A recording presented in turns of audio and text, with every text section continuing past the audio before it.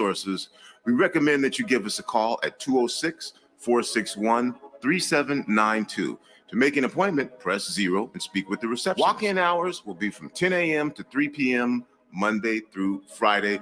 And hey, we'll gladly work with you via phone as best as we can if you're exhibiting any signs of illness to assist you with information to save your home, find you a place to sleep, or connect you to job opportunities. The Urban League of Metropolitan Seattle. That's 206-461-3792.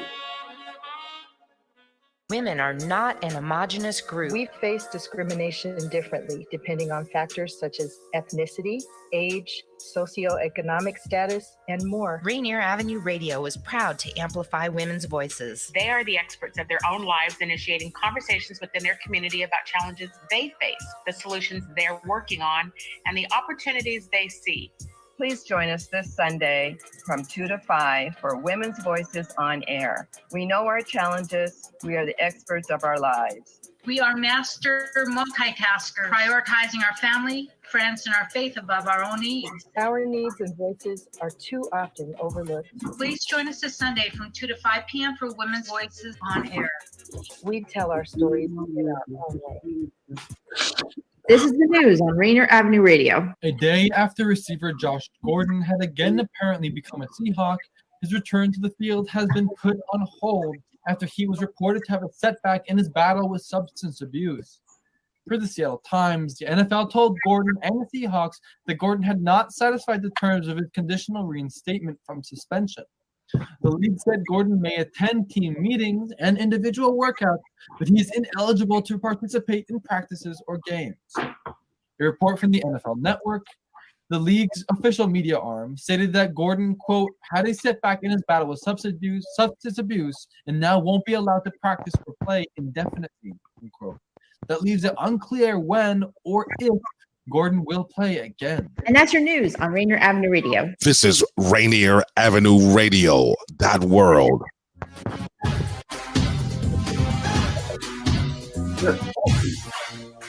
I go to work like a doctor. When I rock the mic, you got to like the way I operate. Welcome to LidLine Sports. I'm Granville Emerson, along with the return of Renault Pepe Bean and little Otis Stevenson. A lot going on in the NFL over the extended NFL weekend, and a lot going on in the National Basketball Association as they tipped off again last week, and games all day on Christmas. Gentlemen, before we get going, I have got to give a salute to the one and only Casey Jones.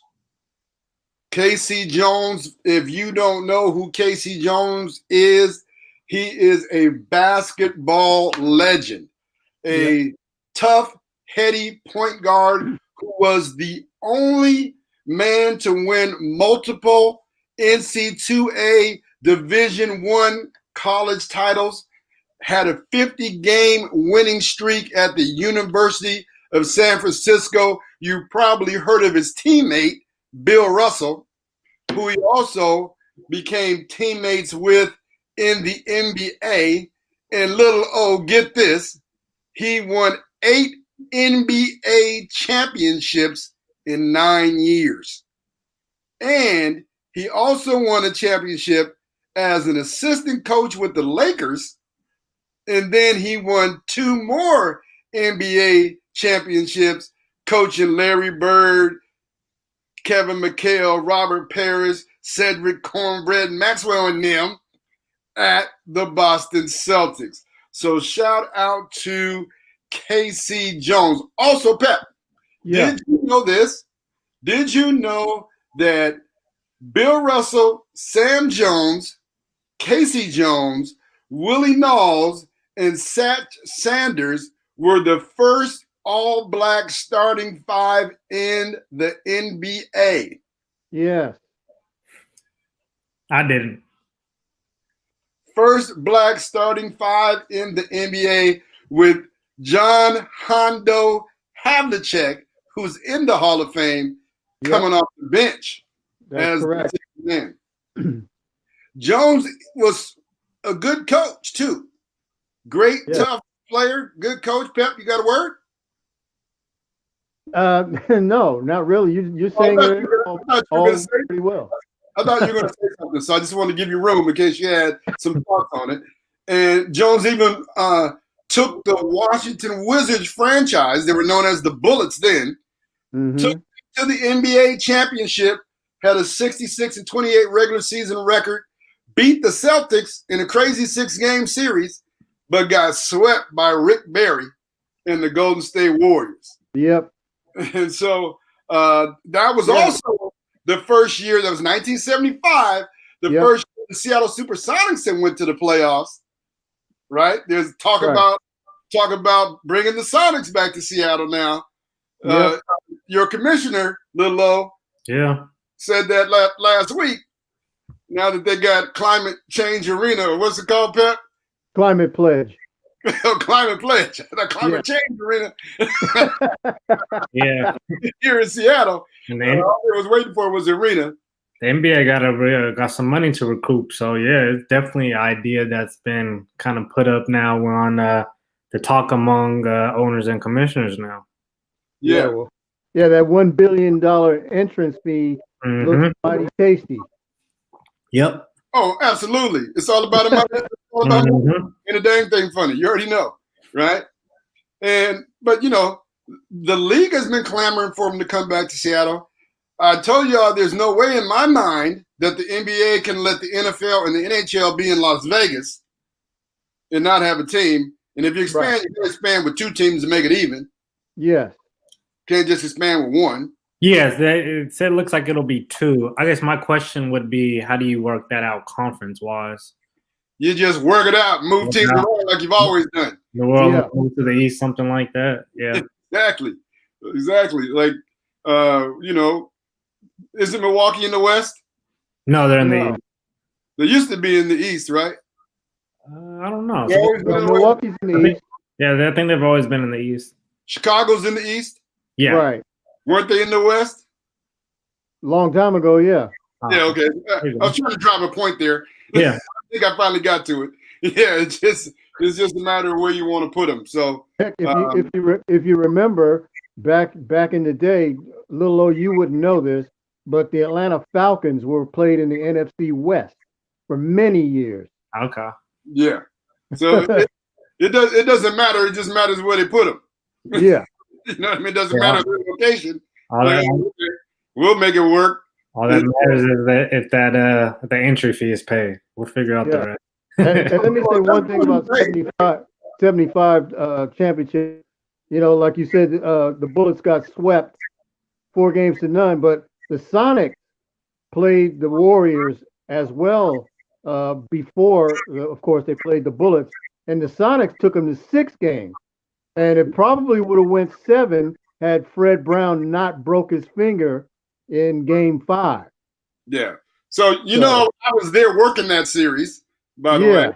Yeah. So I'll never forget it, man, because you know how in Pittsburgh they have the terrible towel? Oh yeah. So that particular series, Rick Barry, I think he did he lead the league in free throw shooting that year? Yeah. So he was always, people talk about, stars, crying, asking for the ref for fouls. People don't want to acknowledge that the GOAT, Michael Jordan, was one of the biggest culprits of complaining to the officials and getting calls. But Rick Barry used to do that so much. His nickname was Rick Crybaby Barry. That's right. So everybody in the Coliseum now was Key Arena when the Rain Man was flying in there. And now Climate Pledge Arena, it's all the same location. Then the Coliseum, everybody in the Coliseum had white handkerchiefs, waving them every time he went to the free throw line, yelling "Crybaby Barry." Yeah, that was a good series. Oh, it was. Yeah. Yeah, but Jamal Wilkes was the man in that series. Oh yeah. Yeah, he was the man in that series. So we just wanted to give a shout out to Casey Jones, very very underrated player. Very, very underrated coach. Didn't he have a stint with the Sonics as well? Yes, he did. He did coach the Sonics. Yeah. I was living in LA at the time, but I thought that he was here with the Sonics. So, shout out to Casey Jones. May he rest in peace. And to the other crazy thing with the NBA, Otis, how in the good googly woobly did the Clippers allow the Dallas Mavericks to beat them by 51 points? Yeah, they were down like 58-16 at one point. That's when I think I got noticed about. I was like, what is going on? I knew Kawhi wasn't playing, but that don't make no sense. I saw Kawhi get hurt Friday night. He got it was friendly fire. He got hit in the chops, so he had lacerated lip. So he was out. But man, the score with 3 minutes left in the first quarter was like crazy. What was the score? Like 41-18 or something like that. I don't know. With 3 minutes left in the first quarter, was 26-5. Yeah, I have no idea what that's about. Had Doc Rivers rolling over his grave. Hey, he got his butt spanked in Cleveland. I know it just happened, man. It was that whole vibe went straight through to Doc Rivers. Yeah, that was like a weird day. The Bucks got blown out by the Knicks. It was a whole bunch of things going on that day. Yeah, well, that game also started. That game also started at 12:30 in the afternoon. So I don't know. LA's all closed up, so they couldn't have went to the club. They was all night doing something. Yeah. Well, every game on Christmas was a blowout. Mm-hmm. If you looked at it, yeah, it was crazy. But they came out. The Clips came out against the Mavericks as my man in Which Way Is Up said, flat as day-old beer. That might have been 2-day-old beer because that was super flat. The Mavs' 50-point halftime lead, 77-27, is the NBA record for the largest lead at halftime in the shot clock era. That's crazy. Biggest loss for the LA Clippers franchise history as well. 124-73 was the final score. So here's what we down to 40. here's what we know for sure, fellas. Here's what we know for sure. Doc Rivers was not the problem. Nah. Right. They have no heart. They need to go find a girl from Kansas so she can take him to the Wizard of Oz and give him some heart. You're listening to LidLine Sports on Rainier Avenue World, Radio Avenue Radio.world, and Facebook Live on the LidLine Sports podcast on platforms wherever they have podcasts. Yep. So, Pep, what's happening in the NFL? Well, some news out of Washington and Baltimore. First, out of Washington, the football team announced the release of former 2019 first-round draft pick Dwayne Haskins Jr. Sunday's poor performance against current Washington head coach and ex-coach of the Carolina Panthers was the last straw. Haskins was benched earlier in the season, as you guys remember, and then appeared to show some signs of life after a decent outing against the Seattle Seahawks last week. However, later that evening, pictures had been circulating on social media of him in a strip club without a mask, and subsequently he got stripped of his captaincy. And then today they stated that they will part ways rather than relegate him back to third string. My question is, where do you think he will land next? I don't know. Here's the issue. He's a first-round draft pick. Yeah. Had not played up to his potential. And then he has all these off-the-field problems. And Right. So what he has to understand is when you are a starting quarterback, it's different than any other position. You are the face of the franchise. Right. So you can't be out there embarrassing the franchise and expect plus to he was the captain, you know? Yeah. Well, I mean, being a quarterback is even bigger than being a captain to me. Exactly. But I'm just saying, for to be so young, and he is the starting quarterback, and they gave him the captaincy. That should have told him something. That means something. True. I believe that they knew what the issue was with him, and so they tried to make him a captain, hoping that would help him do the right thing by being a leader. But it's no secret that Ron Rivera, upon his arrival in Washington, number one, he didn't like Haskins from the get-go. And plus, he made many changes when he got there. He changed training personnel. He changed coaches, and so of course he got rid of Quentin Dunbar. Traded him. He released Josh Norman. So he made many moves, upon arriving at Washington. And Haskins, since he was just a rookie, well, last year he was a rookie, but since this would be Rivera's first year working with Haskins, he wanted to see what he had. And obviously, he didn't like it. And he didn't like him from the get-go. So he just, Haskins pretty much hung himself, unfortunately, with this strip club fiasco. But Ron Rivera was not married to him anyway. So it's no surprise that, Haskins is gone. So, now will he get a second chance somewhere else? I imagine he will, but he's going to have a lot of soul searching to do, of course. And this is the last part of this season, so I doubt if anybody picks him up now. So, he's going to have to do some work in the off season.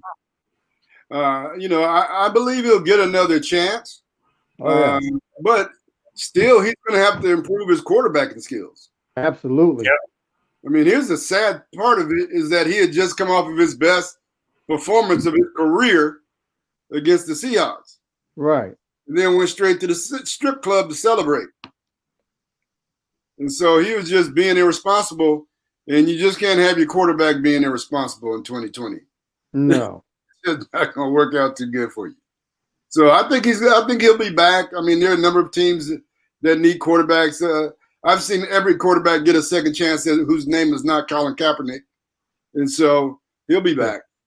Yeah. And now 40 miles up the road, up in Baltimore, the organization's been fined $250,000 by the NFL. The anonymous spokesperson has said that the NFL has levied the fine and was also confirmed by head coach Jim Harbaugh. But so far, no draft pick sanctions have been administered as of yet. 23 players wound up on the COVID reserve list, and several games had to be rescheduled because of the outbreak. As we know, most notably, the Thanksgiving matchup between the Steelers and the Ravens was moved to the following week.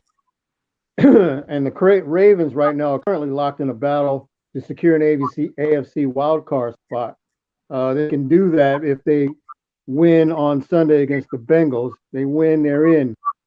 But the Bengals are hot. They've won their last two, so it might not be as easy as you think. Yeah.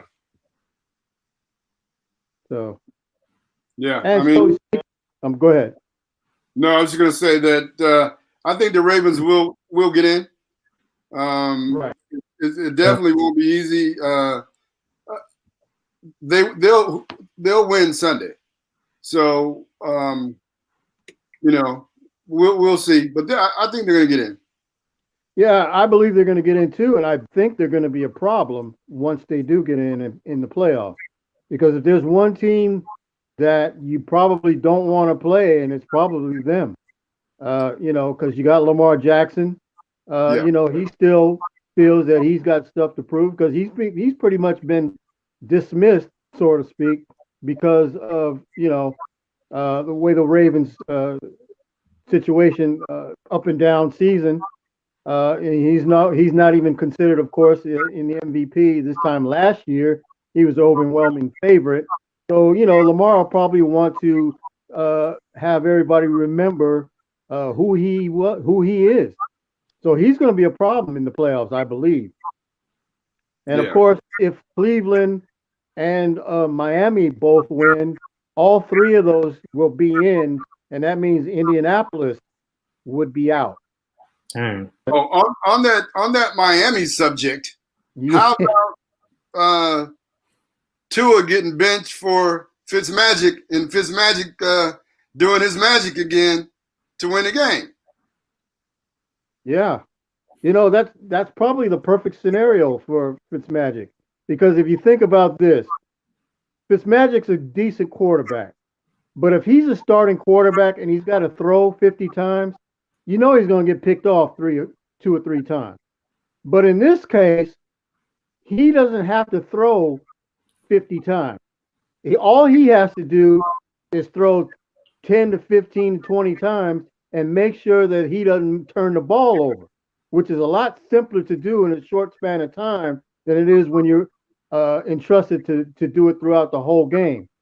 So he's in a perfect spot to do that. And of course, they're going to start Tua next week, as they should. Tua's going to learn some things. He's still got some things to work out. And of course, if he has problems again, they got Fitzmagic to come in and bail him out if he can. I don't have a problem with that. I guess you guys watching on Facebook are now seeing highlights from the crazy Raiders Miami Dolphins game, which nothing was happening until everything was happening in that joint. Right. and neither one of them could stop each other. And they pulled it out. But I think that those are the two perfect people to be in that kind of scenario. And that Patrick knows that he's just lucky to be starting if he is starting, and lucky to be playing if he is playing. And then Tui in his first year is like, well, I know I'm doing bad. If I get taken out, it's okay. I got my future in front of me, right? There you go. Exactly. Yep. That's exactly how it is. So they do this. This is going to happen in the playoffs as well. This is going to be a real scenario in the playoffs. It's the college quarterback system. Well, when the playoffs is one and done, bro. I mean, you got to make a change. If your quarterback is not playing well, then you're going to have to make a change right then. You don't have time to mess around and wait. So here's the thing, though, that you have to. It's what you've been doing. You can't get in the playoffs and then change. Right. That's what you've been doing. And both QBs are used to it. You know what's up. If Tui's hot, he's gonna stay in the whole game. If he's trash, he's coming out. Yeah, and that's the thing. It's an if situation. There's no guarantee. We're not saying that Tui's gonna fail. Tui knows he can go in there and light it up. He has that ability. Tui knows that he did it to Jalen Hurts. Right. Right? Absolutely. Understand. Yeah. But so Tua Miami's gonna have to do what they gotta do. If they want to keep winning, whatever's working, they're gonna have to keep doing it. If it ain't broke. Gotta give a shout out to Myles Gaskin, who's been phenomenal. Last year, he started off as the third or fourth running back. Now he's the number one guy, and he ain't even being close to being unseated. And then his backup is his teammate from Washington, Savon Ahmed, who didn't really have a great game against the Raiders, but the game before he ran for 122. So, the Dolphins got 2 guys from Seattle. The undrafted Salvon Ahmed. Yeah, absolutely.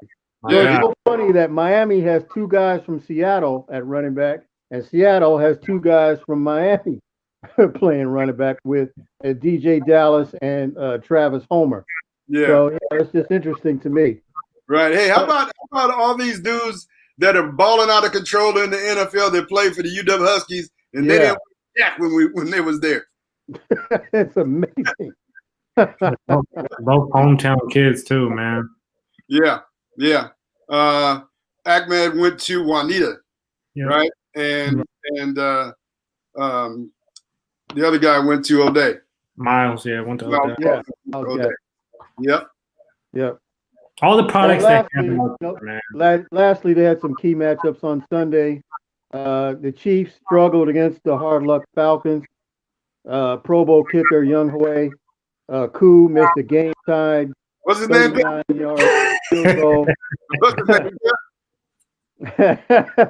Well, you saw how it's spelled, but it's pronounced Young Way. Oh, is that really how his name is pronounced? It's Young Way? Not Young O? I wouldn't lie to you, fellas. How you get way out of H-O? Bro, I'm not Korean, man. I don't know. He's telling everybody that that's not how you say his name. Yeah, well. You had to switch it up in the ATL. I understand, Young Way. But anyway, he missed the 39-yard field goal that would have sent the game into overtime. But Kansas City escaped with a 17-14 victory. Kansas City's been kind of skating through a little bit lately. So, it ain't no foregone conclusion that they're going to be the ones in the Super Bowl because, Buffalo is playing lights out right now.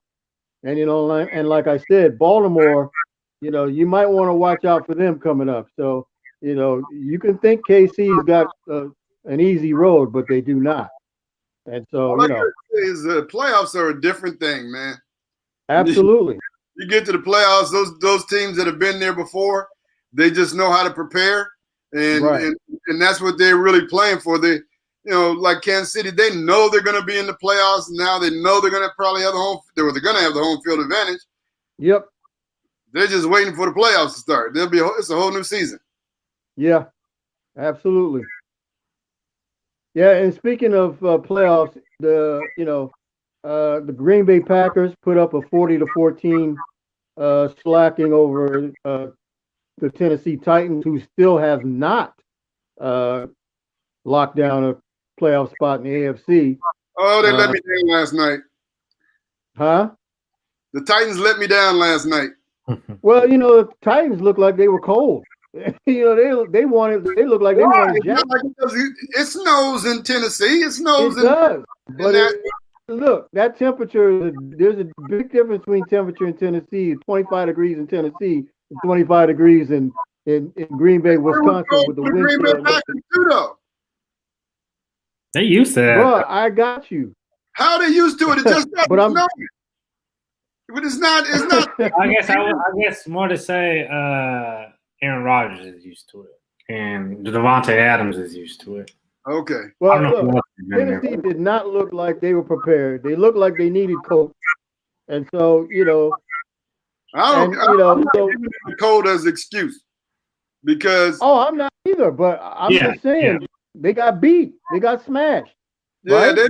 they didn't even want to block for Derrick Henry. Why wasn't he just in a game like this? Derrick Henry should just be running over people. Yeah.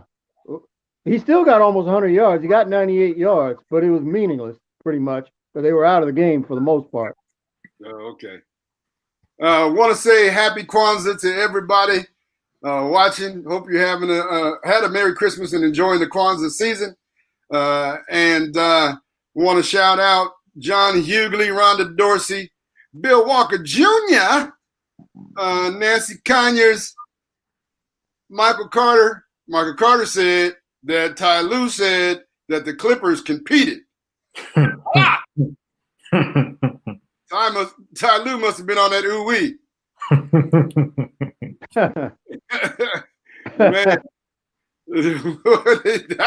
How can you fix your lips to say them dudes competed if they lost by 50? 50, I don't know how you say that. He must have been talking about competing in craps or something in the locker room. Competing in fantasy football. Something. They weren't competing on the court. All right, we're going to take a break, and when we come back, we're going to have that NBA info that you've been waiting on Little O to give you, because I've been hearing rumors that folks love Little O in the NBA. So we'll be right back right after these messages. Don't go away. You're listening to LidLine Sports with Renault Pepe Bean and Otis Little O Stevenson. I'm Granville Emerson. We'll be right back.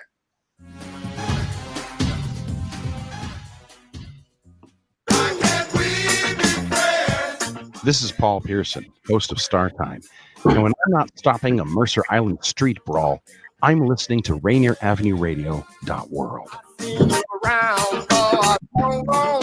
This is the news on Rainier Avenue Radio. Kevin Thompson, a graduate student quarterback from Auburn, announced on social media that he will forego his 8th and final season of collegiate eligibility to pursue a professional future. For the Seattle Times, the 6'1", 200-pound dual-threat quarterback transferred to UW from Sacramento State last offseason, but did not appear in the Huskies' 4 games. Thompson threw for 3,216 yards with 27 touchdowns and 8 interceptions in 12 games at Sacramento State in 2019, while rushing for 619 yards and a team-best 12 rushing touchdowns. He was named Big Sky Offensive Player of the Year and FCS All-American and finished 3rd for the Walter Payton Award, which honors the top offensive player in the FCS. After arriving in Seattle this summer, Thompson, who earned extra eligibility due to his injury history, competed with redshirt freshman Dylan Morris, redshirt sophomore Jacob Sturman, and true freshman Ethan Garbers for the Huskies starting spot before a shoulder injury derailed his progress. And that's your news on Rainier Avenue Radio. Hello, listener. What's important to you about what's going on in your community? Are you interested? Are you concerned? In any case, I invite you to tune into my show, Seattle Here and Now, on Rainier Avenue Radio.world. Why? I will be covering a wide range of topics important to you and impacting the community. Each show will have a special guest or guest to share with you information on a variety of subjects that are happening here and now in Seattle. I promise I will work hard to make my show informative, interesting, and entertaining. Be sure to listen to Seattle Here and Now on Rainier Avenue Radio.world. Your sexual and reproductive health care can't wait. Not now, not ever. Planned Parenthood is here with you to provide you the quality care you need from the experts you trust. Call or visit us online to book your appointment today. The coronavirus is real. Let's be diligent about washing our hands. Did you know that this virus can live on surfaces for up to 9 days? That's why it's also important to disinfect things that an infected person might touch, like your cell phone. Even if you wash your hands often, when you pull out your phone, those germs go right back on your hands. When's the last time that you cleaned your phone? When the virus is spread by sneezing or coughing, those tiny airborne droplets eventually land on surfaces that you touch with your hands. On average, we touch our face 16 times an hour, which is why it's important to wash your hands and wipe down commonly used surfaces, including your cell phone. This message is a public service of Rainier Avenue Radio.world. Rainier Avenue Radio.world is your 24/7 digital media hub. Tune in at Rainier Avenue Radio.world. Also find us on Facebook, Twitter, and TuneIn apps.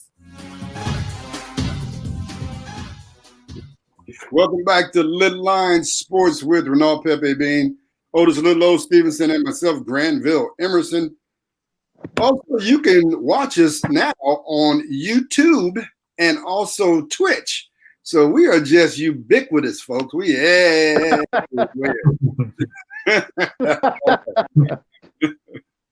To the NBA. Yeah, we opened up Tuesday night with a couple of doubleheaders, or one doubleheader. We had the Warriors run into the Nets, and we got to see Kevin Durant for the first time in a real game in a year. And then we also got to see the Warriors pretty much pick up from where they ended last year in a blowout.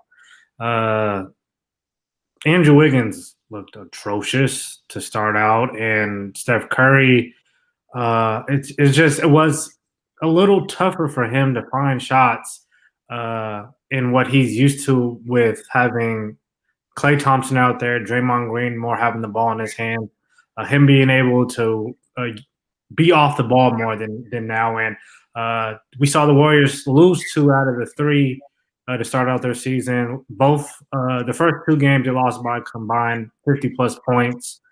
And like I said, it was a lot of them just not being able to get the offense going. Defensively, they didn't look good. But the bright spot was James Wiseman.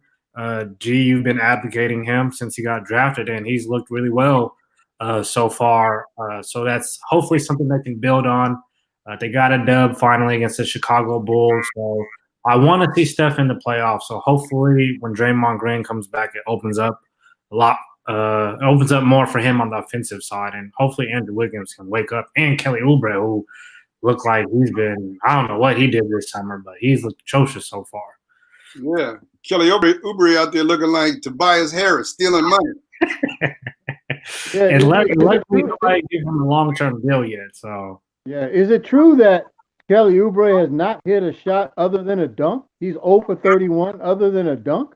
Well, I know he hasn't made a three, so I wouldn't be surprised if that was the stat at all. Man.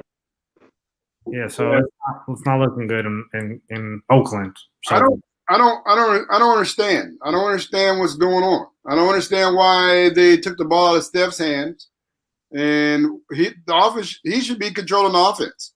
Well, it seemed like he did have the ball in his hands. But Not when I watched him.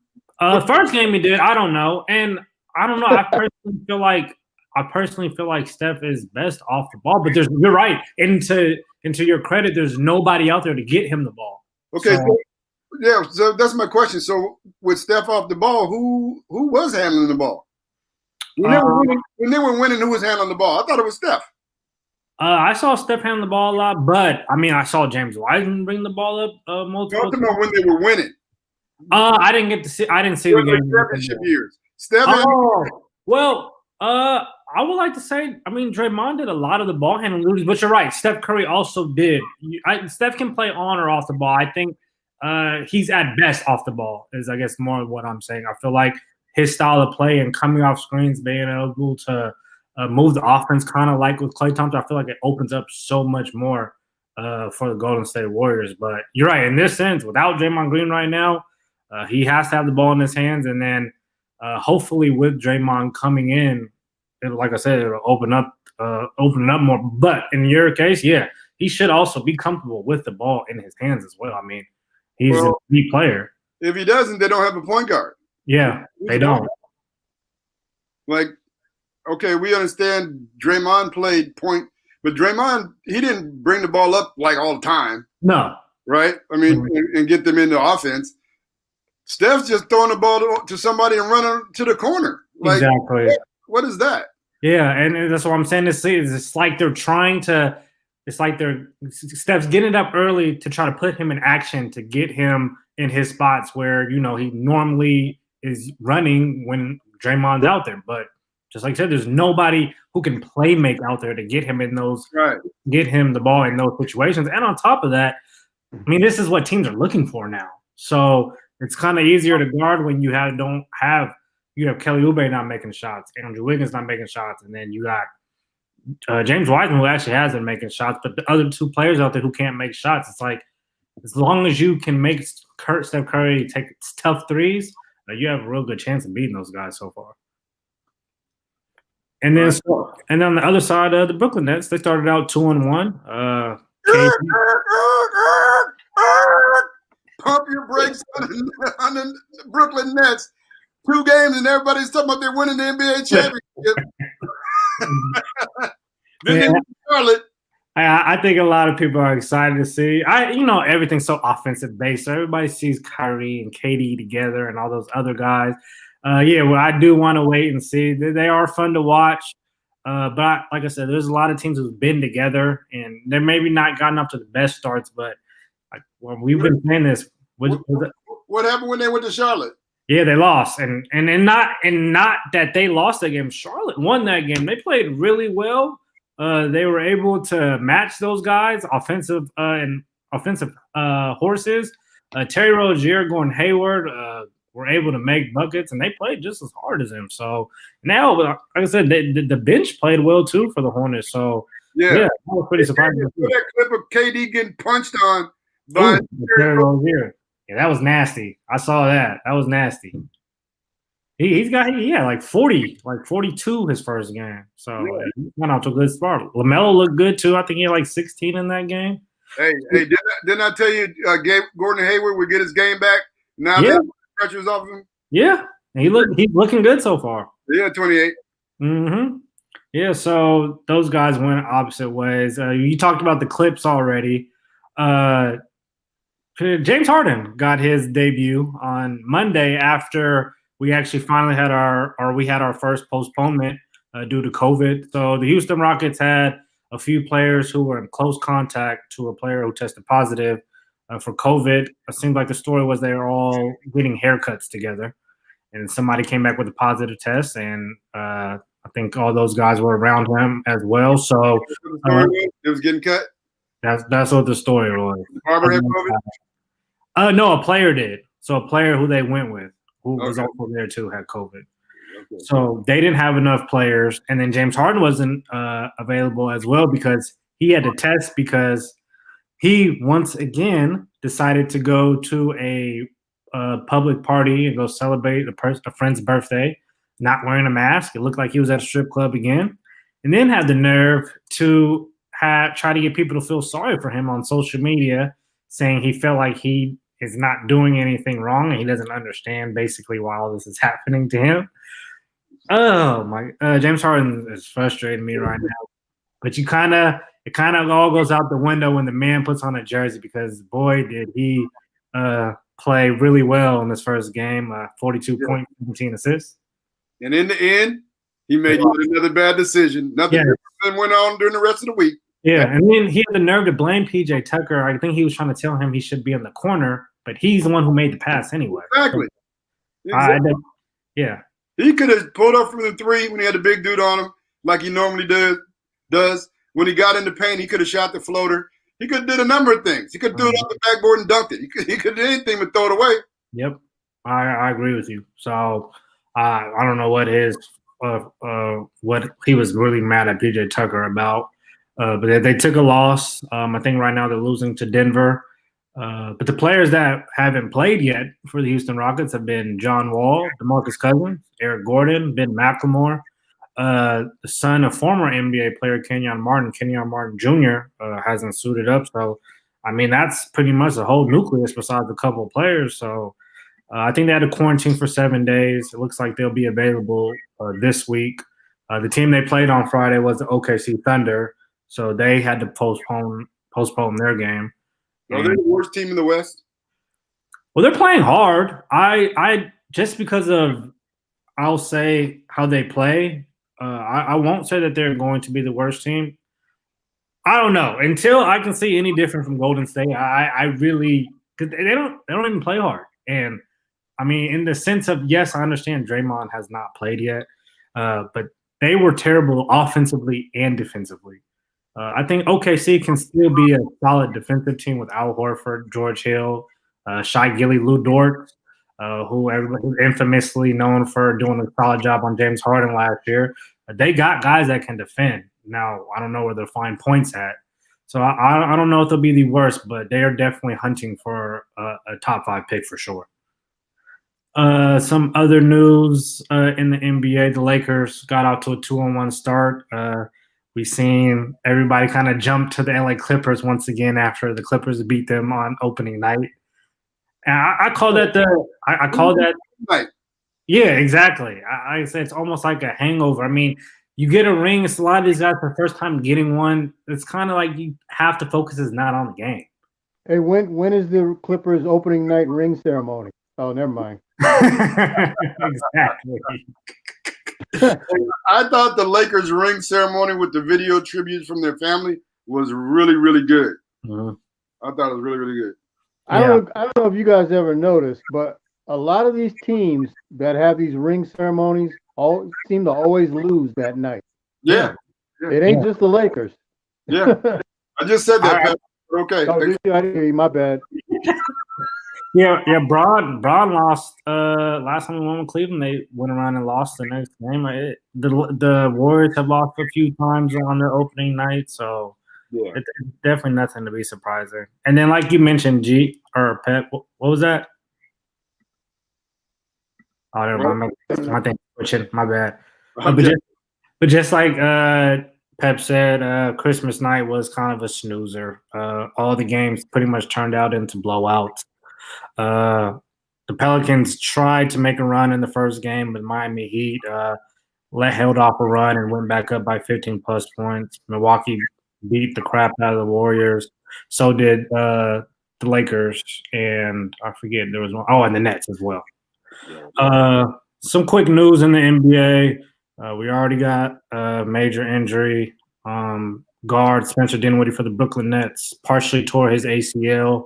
Actually, last night I was actually watching the game.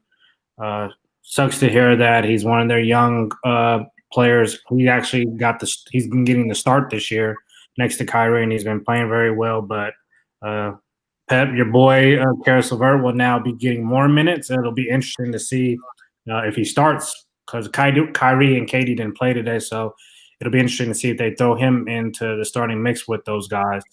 But yeah, that was definitely a big loss for the Brooklyn Nets early on in the season. Yeah, I felt like a big loss for Golden State Warriors losing Marquise Chris to a fractured tibia. Mm-hmm. That was another one. Playing well too, former University of Washington Husky. Mm-hmm.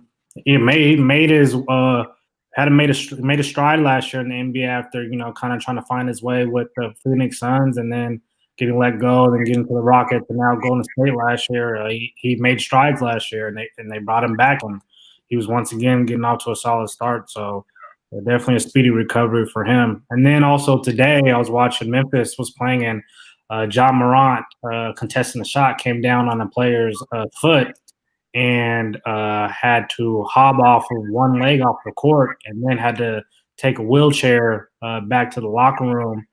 He was able to come back to the game to watch the rest of the game in a boot. They said it was negative for any fractures in his ankle.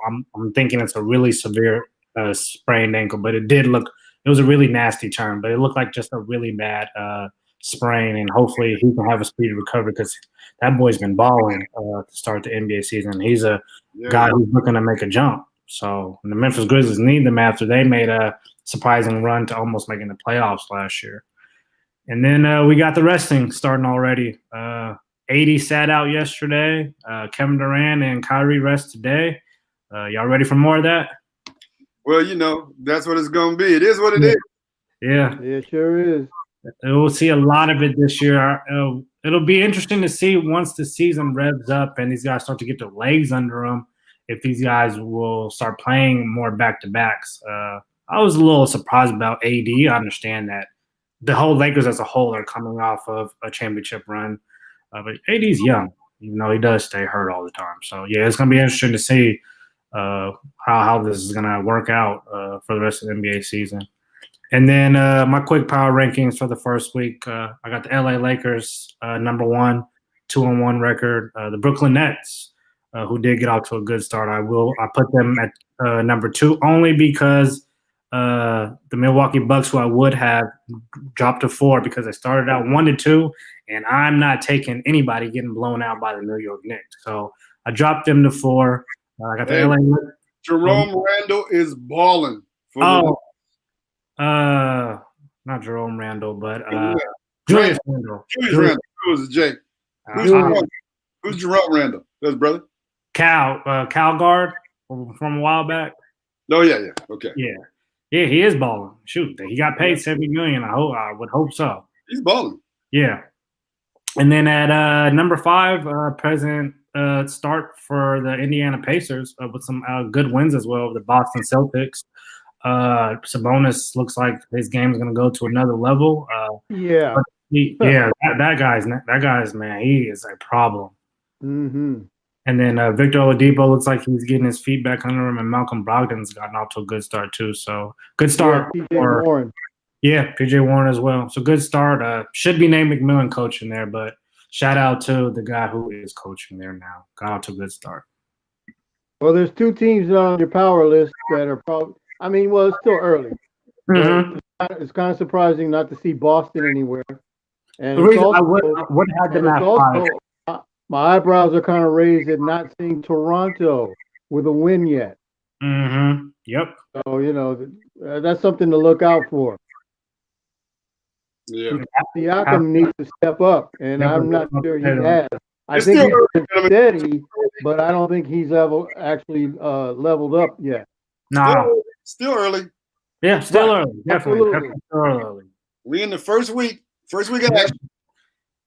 Hey, that's life in the NBA now, Lil Low, good work. I got a question for you, and also for you all who are not up on it.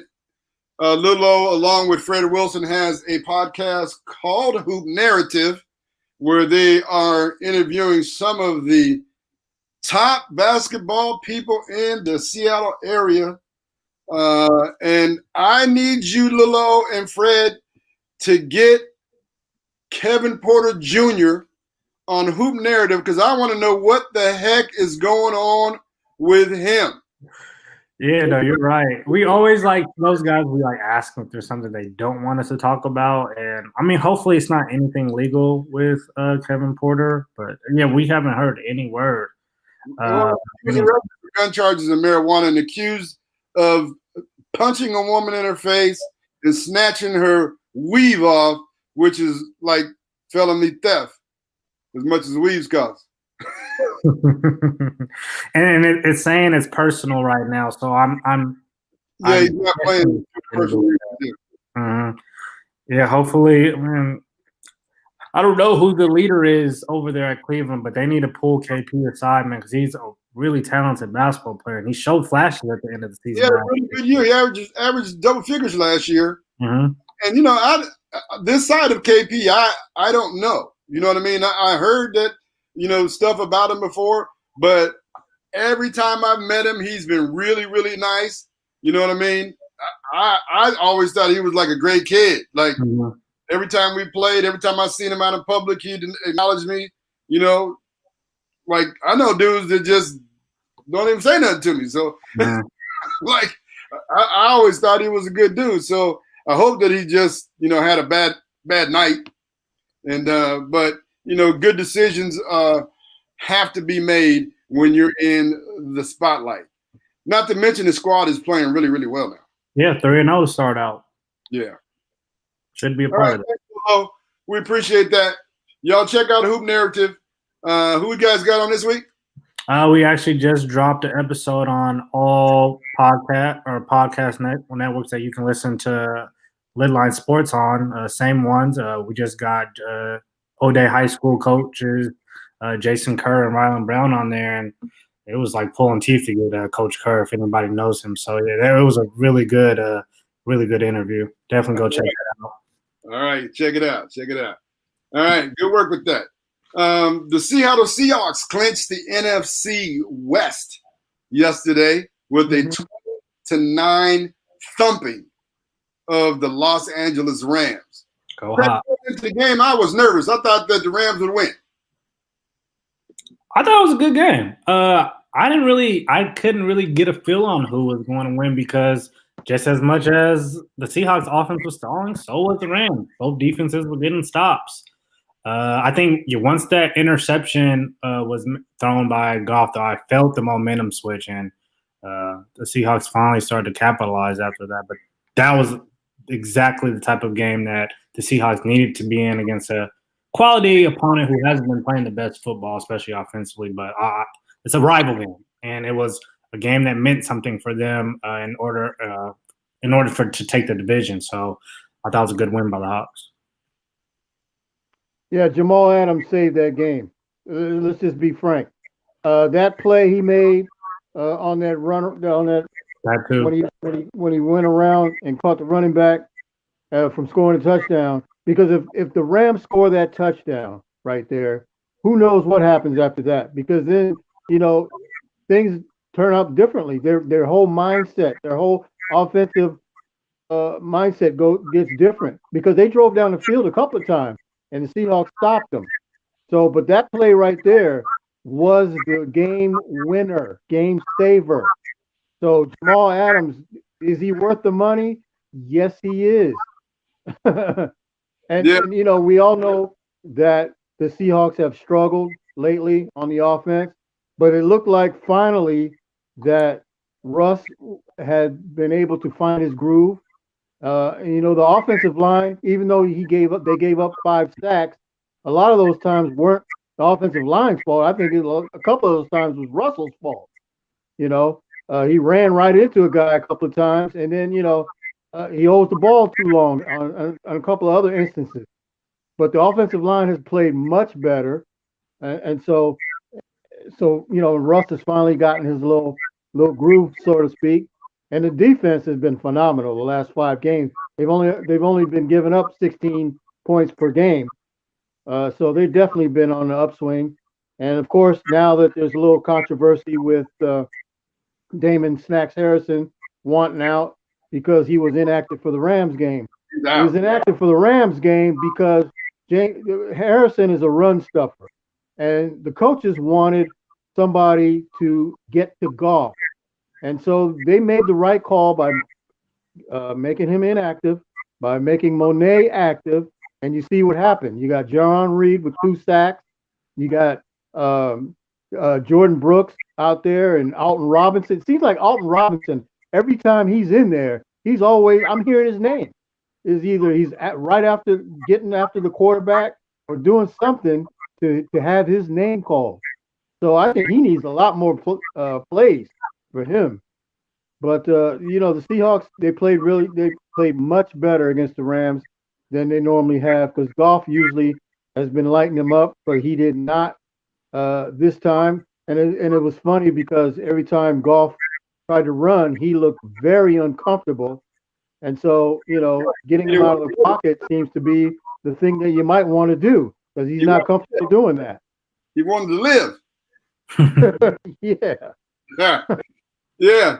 Seahawks defense looks a lot different without Trey Flowers leaving dudes wide open. Trey Flowers gonna come for you, G. Hey, a lot of other people to come for. I ain't the only one. No, ain't. I felt like the Seahawks, since the second half of the Rams game in Los Angeles, their defense has been really, really stellar. I feel like the Buffalo game was an anomaly. Jamal Adams was just coming back from injury. He didn't really know what to do in the secondary. As you see, they've coached him up, and he's decent in coverage now, and he's not making mistakes, which was what was killing their defense. Him and Trey Flowers were killing their defense. And then in the Buffalo game, Quentin Dunbar was out there on one leg and getting toasted, and they were going after him like a shark in the water, smelling blood in the water. So, their defense is really tough now. Snacks Harrison is gone. He left. He quit the team. Yeah. I feel like, he's – I want to say I understand, I guess. He retired and then came back to play for the Seahawks. And his thing was he wanted to play. But, dude, if you come back to play, you need to stick out the whole season. How are you going to quit on dudes in the middle of the season? Yeah. Like, that isn't, that's weak to me. To me, it's like somebody said, it might have been you, Pep, that, it was Anthony. Richmond, who said that he thought it was a little bit of pride and ego because he had to go onto the inactive roster for yesterday's game. But that was a situational move, as you just so eloquently stated. And so he decided that he didn't want to play no more because he couldn't see the future. He couldn't see that he'd be probably back on the active roster this week. Yeah, because San Francisco's run game is a much more potent than the Rams, and he definitely would be needed. Exactly. And so let's give the Seahawks rookies some doubt. Man. And Jordan Howard is the real deal. He is, Jordan Brooks. Pep, you're supposed to correct me. Jordan Brooks is the real. I said Brooks. I hear you. Jordan Brooks is the real deal. Is that man fast or what? He's just out there creating havoc now at the Leo position. And yes. Also, as you said, Alton Robinson. And remember, I talked about Alton Robinson earlier and said he should be out there, and I didn't know why he was out there. And he is, I think I heard Pete right, that it's just a matter of him being able to understand his responsibilities. But he is a natural pass rusher. You can tell. He's got like 4 sacks, and he barely plays. Yeah. Right? And so also Damian Lewis at offensive guard as a rookie. He's doing work. When you see those big holes for Chris Carson off the right side, is generally Damian Lewis getting his man pushed all the way out the way. So kudos to the Seattle Seahawks for winning the NFC West. Pete Carroll told you all his defense was going to come together, that he could see it, but y'all couldn't. But now they have. So, hey, coaches, you're listening to LidLine Sports on Rainier Avenue Radio .world, Facebook Live, Twitch. YouTube, on all the podcast platforms. Join us every Monday night at 7 p.m. Pacific time. I'm Granville Emerson. That's Otis Little O. Stevenson. And back with us this week, my man, Renault Pepe Bean. LidLine Sports, sports as we see it from just below our lid. Holla.